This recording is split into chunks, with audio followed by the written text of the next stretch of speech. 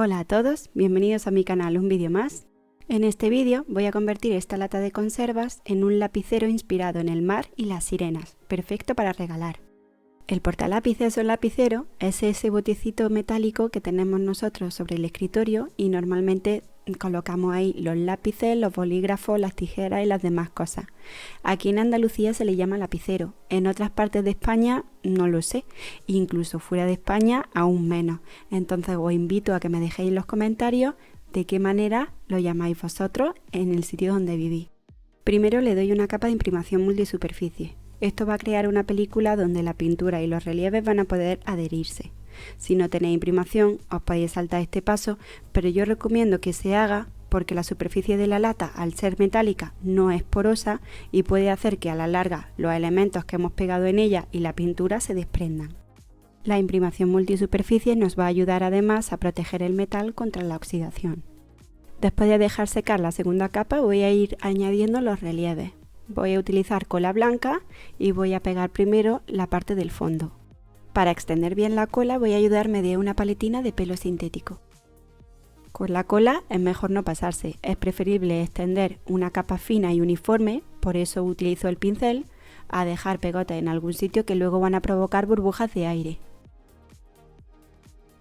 Este tipo de molduras las realizo con pasta de modelar sobre un molde de silicona de los planos, tipo el de las puntillas flexibles. Podéis ver uno de ellos en el vídeo de la lata con efecto esmaltado. Os pongo el enlace al vídeo en la esquina superior derecha de la pantalla por si queréis verlo.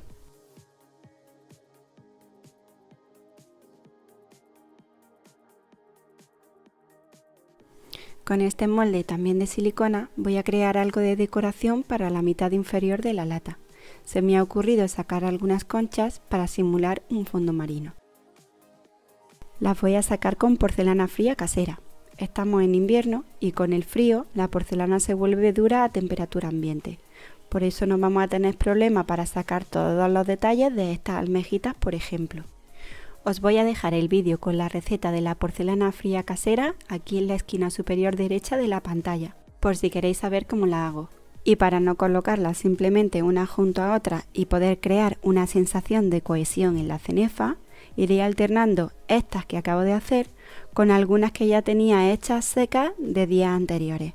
Así podré incrustar las secas, que están duras, unas con otras dentro de las que están blanditas aún frescas. Debajo de ella voy a colocar esta cenefa que también está hecha con porcelana fría. Me recuerda un poco al fondo marino, así que la voy a colocar en la parte inferior. Cosa que tiene la vida, he perdido el clip donde colocaba todas estas molduras, así que he vuelto a grabar un nuevo clip en el que os voy a hacer una pequeña muestra para que veáis cómo lo coloco todo. Primero he colocado la cenefa que acabo de hacer en la parte inferior. No la voy a pegar hasta el borde, voy a dejar un huequecito porque luego le voy a añadir un cordón en la parte de abajo. Sobre ella he ido colocando el resto de las almejas y las demás conchas. Veis que esta que está seca, como ya está dura, puedo apretarla contra las demás molduras y dejarla incrustada. Esto ha sido una muestra, así que yo no les he echado cola, pero recordad que si queréis hacerlo vosotros, sí que hay que encolar cada una de las piezas que pongáis. Voy a utilizar este relieve que me recuerda a las olas del mar. Voy a sacar varias tiras y a pegarlas en la parte superior. Esto realmente no es un molde. Esto lo he sacado de una placa de las que se utilizan para dar relieve a la arcilla polimérica. Se me ha ocurrido hacer una copia y aunque me ha costado mucho trabajo desmoldarlo, sí que he conseguido salvar un trozo. Así que lo voy a emplear para ponerlo aquí. Voy a necesitar recortar un par de tiras para poder abarcar todo el contorno de la lata. Y para que el dibujo quede más limpio, poco a poco, con mucha paciencia y con la ayuda de unas tijeras, iré recortando todo el sobrante para que se aprecien mejor esas ondas tan bonitas que tienen los relieves. Encolo todo el contorno superior con cola blanca y lo voy a extender con un pincel.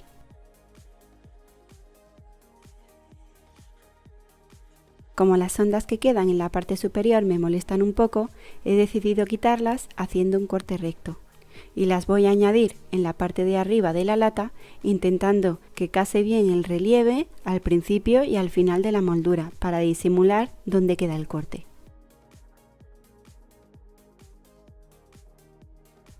Es muy importante repasar bien todos los extremos para asegurarnos de que no queda nada sin encolar. Para ello me voy a ayudar de un pincel fino empapado en cola.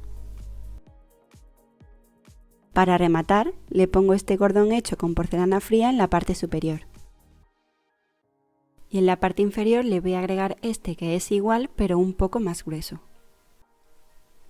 Una vez que la porcelana está seca, ha llegado la hora de darle color. Como quiero hacer un degradado de color entre verde y rosa y tengo aerógrafo, voy a ayudarme de él para crear una transición más suave. Para que la pintura salga bien por el aerógrafo, he tenido que hacerla más líquida rebajándola con agua. Lo normal es que no tengáis aerógrafo, pero no os preocupéis porque este efecto también se puede hacer con esponja. Para hacerlo a esponja tendréis que pintar las dos franjas de color y dando toquecitos en el centro conseguiréis difuminar uno con el otro. El segundo color lo aplico en dirección contraria, desde abajo hacia arriba, siempre intentando que caiga más cantidad de color en la parte de abajo y conforme me voy acercando a la parte central, menos cantidad para que pueda fundirse con el primer color que he aplicado. La ventaja principal que me da el aerógrafo frente a la esponja es que, además de que sale menos cantidad de pintura y tarda menos en secar, el mismo aire del aerógrafo hace que seque un poquito más rápido la capa, por lo que, aun estando en invierno, se me va a secar el color en un par de minutos. Ahora le añado unos reflejos irisados a las escamas. La parte superior de las escamas la pondré en la misma tónica de la lata, verde arriba, y en la parte de abajo utilizaré el rosa. ¿Qué es lo que voy a hacer? Como en la zona de arriba predomina el verde, utilizaré más cantidad de verde y menos cantidad de rosa. Y en la parte de abajo haré lo contrario, utilizaré más cantidad de rosa y menos cantidad de verde. De esta manera conseguiré hacer un fundido. Os voy a dejar todos los materiales que utilizo en la cajita de descripción del vídeo. Esta pintura ya la utilicé en la lata del efecto nácar.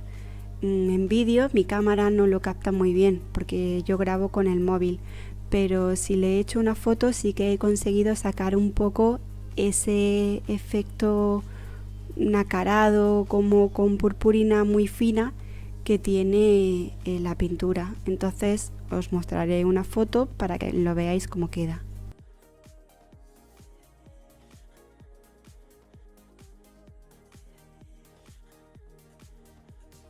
Voy a proteger el color que llevo dado hasta ahora con un poquito de barniz incoloro. Este es al agua, toda la pintura que yo utilizo es al agua. El barniz no es necesario dárselo ahora, pero como a mí me parece que el perlado es un tono muy delicado y no me gustaría que se estropeara en caso de que, pues siempre pasa, podemos tener un percance y equivocarnos, para poder limpiar luego con posterioridad y que no se estropee todo el trabajo de color que llevamos hecho, a mí me gusta barnizarlo y así lo aíslo de posibles problemas que me puedan surgir después. El barniz lo aplico siempre con una brocha de cerda lo más suave posible, en este caso una paletina de pelo sintético, y evitando dejar exceso de barniz en los huecos para que luego no me chorree ni me tape el relieve. Una vez se me ha secado el barniz, voy a darle con este tono en dorado por todo el relieve de las escamas. Vosotros lo veis a cámara rápida, pero realmente esto es un trabajo que yo he hecho muy lentamente y con mucha paciencia. De todos modos, como la lata la tengo barnizada, ahora mismo si se me va el pincel y mancho alguna escama, no pasa nada. Puedo limpiar tranquilamente con un trapo humedecido en agua y volver a repasar otra vez el borde. He elegido este tono en un dorado más claro para pintar la cenefa de abajo. Pretendía que no se quedase tan monótono, por eso he escogido varios tonos de dorado para que no quede todo igual.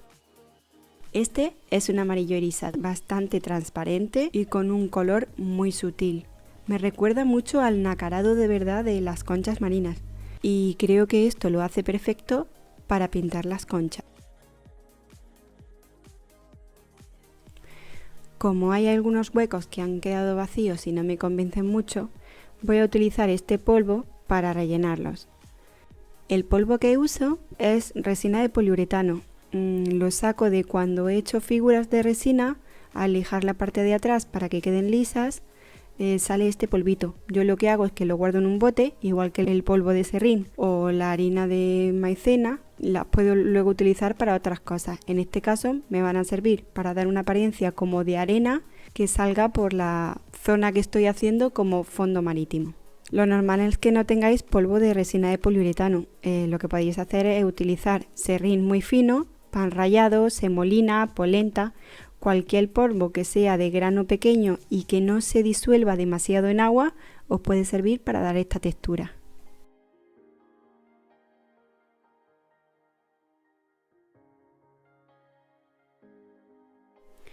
Y así es como va quedando. Veis que con la simulación de la tierra ahora da la sensación como de que todos los elementos que hemos ido pegando quedan un poco como enterrados en esa tierra. Lo que hace, yo creo, que complete un poco más ese efecto del lecho marino que quiero recrear.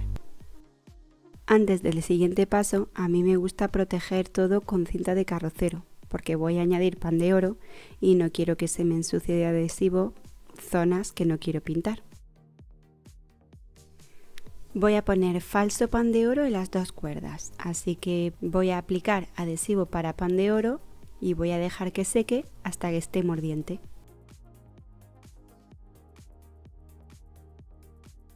Voy a acelerar el proceso de secado con un secador a temperatura media y le daré hasta que todo el adhesivo haya pasado de color blanco a ser transparente.